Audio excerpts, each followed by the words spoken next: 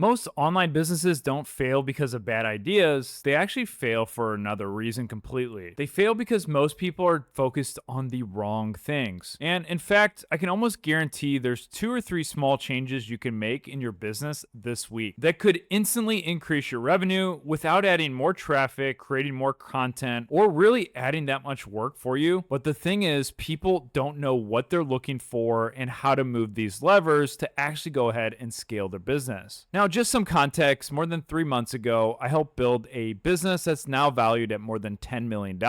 And before that, I helped scale companies to hundreds of people, millions of dollars in revenue, all fully remote. And I've learned a lot of things along the way. Scaling is about doing a lot more things. It's about knowing where to shift your focus. While you're busy putting out fires or focusing on building new features, this isn't the way you actually scale your business. So in this video, I'm going to break down the 5 highest leverage moves you could do to scale any online or offline business. And the great thing is you can do it today. You don't need to spend hundreds of thousands of dollars on ads or billboards or buying anything like that. It's not going to be those types of things. It's going to be simple and easy to implement fixes that you can get started with this week or even today. Now, before we dive in, one of the fastest ways to learn and grow in your business is to hit the subscribe button. It's free and I guarantee it'll pay you dividends. And if you're interested in earning from anywhere, I've been doing that for over a decade and I'm putting out new videos every single week. And without further ado, let's dig in. Now, after acquiring businesses, there's a few levers we pull, and this is how I've been able to 4, 5, and even 6x businesses within a few months of ownership. Now, the biggest lever is going to be pricing. If you have control over your pricing, you have more control over your business. And I talk to a lot of founders, entrepreneurs, and people who haven't tested their prices for 10 years. Now, if you're not testing your prices every single quarter, you're missing out on a ton of money. And if you price your business or your services based on what your competitors are offering, that is not the best way to do this. There's a lot of psychology that comes behind what goes into pricing, what actually works on conversions, and you need to look at the numbers, test it, and see what's going to work for your business and for your company. You're potentially leaving thousands or even sometimes hundreds of thousands of dollars on the table every single month because you're undercharging and you haven't optimized the packages that you're selling, basically leaving a lot of money on the table. Now, here's an example that's fairly simple to understand. Let's say you're selling something for around $97 and you get 100 sales a month. That's $9,700 in revenue. Now, what if all you did was raise the price to $147? Let's say you lose 20% of your customers, so instead of 100 sales, you get 80. Guess what? $147 at 80 sales is nearly $12,000, and that's an increase in sales. That's over $2,000 per month without doing anything else, just changing the prices on your back end, which can take 10 seconds. There's a lot of sweet spots for this, but testing your prices, getting that traffic that's already coming to your business and your pricing pages is going to be the biggest multiplier. And I've seen this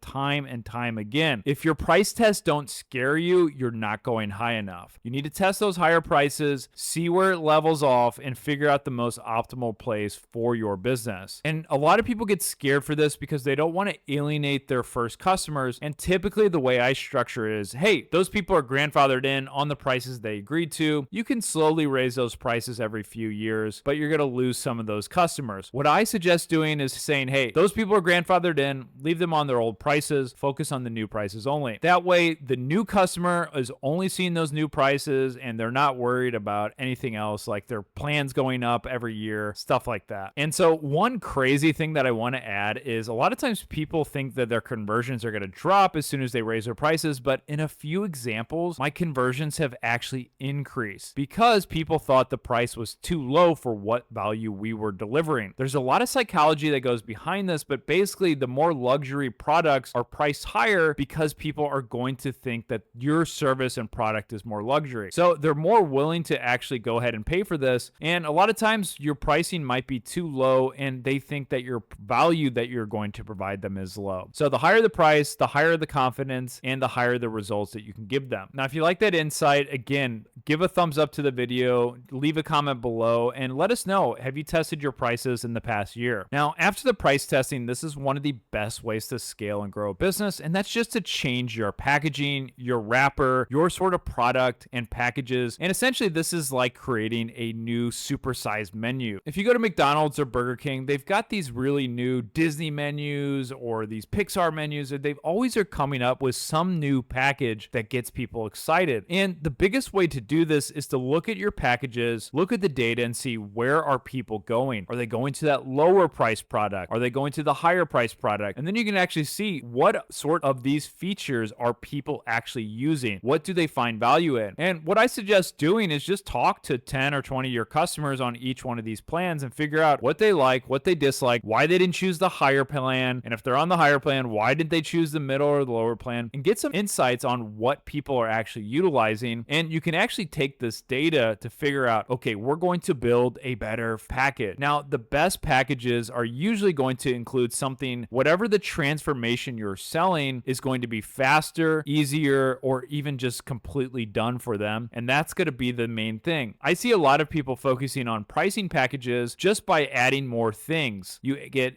instead of one user, you get 2 users. Instead of 3 users, you get 10 users, which can be good for some products, but it doesn't really give you the confidence that hey, I'm getting the best package that's going to help me get the biggest and best results. And so whatever sort of transformation you use, figure out, okay, people on this plan tend to get results 3 times faster. You can get some case studies, you can look at the data, and you can come up with some real outcomes that people get by using those plans. So for example, if you're selling a social media service, instead of saying 3 posts a month, say on average, you're getting X amount of leads, customers, or revenue increase per month by using that plan. And then you can link to case studies where you break down how that math actually works. And this is, again, focus on the transformation of each of these plans, focus on what people actually want and use, and then make sure that you're adjusting your pricing plans and the packages of what they're getting. Focus on the outcome and delivering that outcome in as a streamlined process as possible. Now, when you're thinking about pricing plans and packages, a lot of times what you're going to have is a middle plan, which is just the anchor. The anchor is going to be the thing that makes the top package look really good or the bottom package look really good. And you need to figure out which sort of direction do you want to take people. A lot of times you want to use that anchor as a slightly worse version as your best package. So for example, you might have something for $50 a month, and then the highest plan is $97. In the middle, this package might be $77 or $87. And then they're like, okay, for 10 extra dollars, I'm getting VIP support. I'm getting 3 times more whatever outcome you're going to promise them. And you're really just leaning people towards that sort of pricing psychology. Is like, basic plan, I don't need that. That's not as good. The middle plan's good, but for $10 more, I can get all this extra stuff, and it's going to help me achieve my outcome and transformation in a lot faster period of time. So make sure you're including those sort of things when you're creating your packages and you're actually thinking about it from the perspective of the customer, wanting to get the outcome as simple and fast as possible.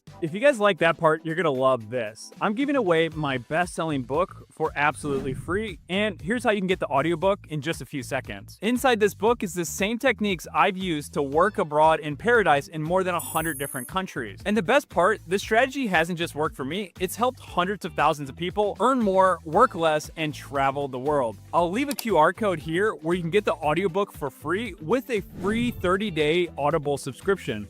One of the easiest and most simple ways to actually increase your conversions is to improve your checkout flow. I see too many steps added, too much information collected before people actually get to the checkout flow. Now, there's a lot of ways to improve the checkout flow, but what I usually do is try to eliminate as many unnecessary steps as possible. I always try to grab their email so I can do an abandoned cart. About 85 to 90% of people start the checkout and abandon it. And so if you're not collecting those details like phone number, email along the way, they're likely going to just go into the abyss and you have no way to actually contact them. There's a lot of cool ways where you can actually just grab that once they've started filling out the form. And if they don't actually check out, you can add a delay of an hour and send them reminders over the next following days. So the abandoned cart sequence, shortening the checkout process, and then adding trust factors along the way. So simplifying this, you don't need their address, where they went to college, their date of birth. You don't need all this stuff. You need a name, email, and their credit card, and that's about it. All you really need to check out. And you can grab their address and all those details later after they've gone through, after they've selected what they want. You also want to add some confidence along the way that, hey, you're not a scammer, that you're legit. So you can add security logos, you can add testimonials, reviews, and all these other trust building factors that are along the way to actually checking out. You can add your guarantee also, or your return policies. Give people the confidence confidence that they're buying from somebody who's trusted and well represented in the space. Now, this is one of the ways that I've actually doubled and tripled businesses, and it's literally just by calling, emailing, and texting people from one human to another human. Again, I mentioned this in the abandoned cart. Usually that's going to be automated, but again, when people don't actually go ahead and check out, what you can do is have their email, their phone number, and within an hour, your sales team is calling them. Say, hey, I saw you started a checkout. Just wanted to answer any questions. Maybe you had some sort of, you couldn't find the right size, or you didn't understand the return policy, or maybe the thing they really wanted was out of stock, but we have this other version that's very similar. And so what you can do is just within an hour, if they don't check out, or 30 minutes, call them up, have your team rerouted automatically to call them. And there's some really cool CRMs and software that, hey, after 30 minutes, if there's no checkout, it just automatically connects them with an auto dialer that calls them from your sales team. And this can just be part of your process. You can also have them text them, have them send personalized emails, and just really work on that service that's going to really improve your checkout flow, because there's a real human talking to a real human. And it doesn't need to break the bank. Depending on what sort of price range you're selling stuff, it might not work if your average order value is under $100, but if it's over $100, likely there's a way you can fit this in with overseas labor that are very well organized to work on this sort of process, where they get linked up, they call the leads, they convert them, and get them actually paying you more money. So if you're not calling and texting your leads, you're really missing money on the table. And again, don't just call your leads, call your customers. Every time you're having a sale, every time you're doing something new, when you get a new product, you really need to be hitting your sales and your CRM, and getting people who've already paid for your product and services back on to pay for new products and services is going to be the best way to scale your business. It's a lot cheaper, it's a lot faster than getting new leads and sales through the door. And so as you're calling your leads, your customers, the people in your database, you're going to come with some people who really love your business. They love what you're selling. They've bought 5, 10, 20 times from you, and they're the evangelist. And this is where you go to the next stage. Step number 5, the best way to grow your business is through referral partners and affiliates. These are fairly free and cheap to set up with just about every sort of business model out there. Whether you have WordPress, Shopify, whatever business, you can create a referral program within a day, and it's going to be basically free. And basically what you do is you give them some added perks. You can also give them discounts on your services or any sort of future things they buy just by being a member. Say, hey, after you've referred one person, you actually get a 20% discount on your next purchase. And it's kind of this win for win thing. Or you can structure like, hey, if you get any sort of referral customer, for each person, you get a X amount of credit towards your future purchases. And so this can be a win-win where it incentivizes both sides, where, hey, if you buy from my sort of link, it saves you money and then I get money. It's a win-win-win for everyone involved. And this is the best way to structure it: is don't go find new affiliates, go through your customer list, send every customer an email, see who's interested, get them on a phone call, give them a better understanding of what you're trying to build, and then get them signed up for the referral program. Give them the resources, give them some things that have worked well for social media, for emails, for texting, for